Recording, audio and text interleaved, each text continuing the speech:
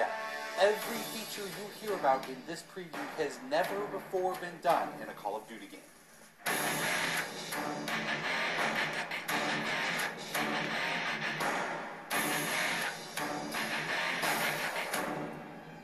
We begin where the multiplayer trailer for Black Ops left off, with theater mode.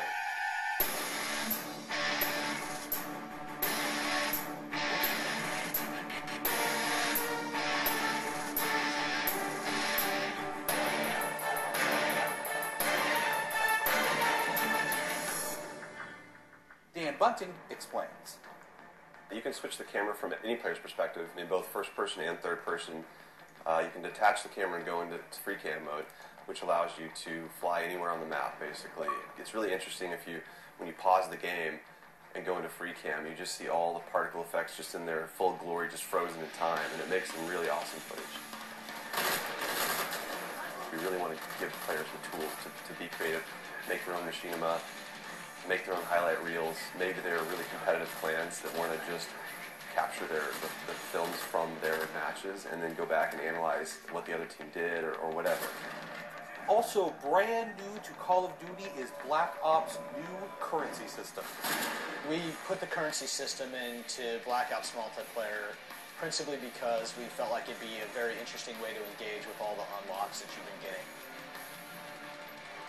So one of the things that's really fun about currency is instead of being specifically told at a specific level what you're going to get, we're unlocking features by level, but then once the feature is unlocked, you can purchase any component of that feature with the currency directly. Of course, when you got a little currency jingling in your virtual pockets, nothing feels better than putting it on the line against your fellow players. Say hello, everyone, to wager matches. When we were developing the wager match game modes, we went through a whole bunch of ideas to find the four that we were going to use to ship inside the game.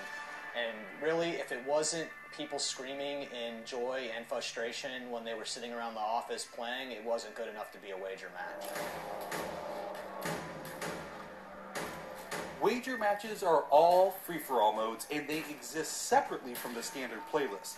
They include game modes like Gun Game, where you're in a race to score a kill with 20 different weapons, beginning with pistols and advancing through ever more explosive weaponry.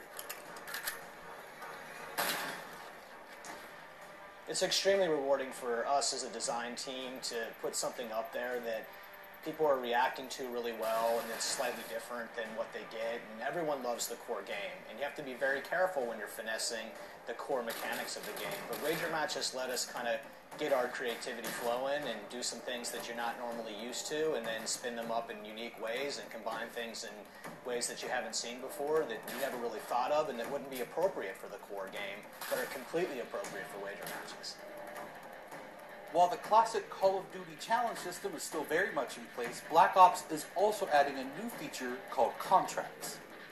Right, so if you're using the contract system, you actually have to put up a little of your own currency in order for a bigger payday. And depending on the contract, some contracts pay XP, some pay more currency, some pay both. But they're all time limited, and it's game time limited, so you have to go to work to accomplish that contract within the time period in order to get paid. It's different from the challenges, in so much that the challenges some players like to use very aggressively, and they map out their path through the challenge system in order to maximize their XP gains, in order to level faster. And then a whole nother set of players uses the challenges sort of passively. They're there, when you get them they feel good.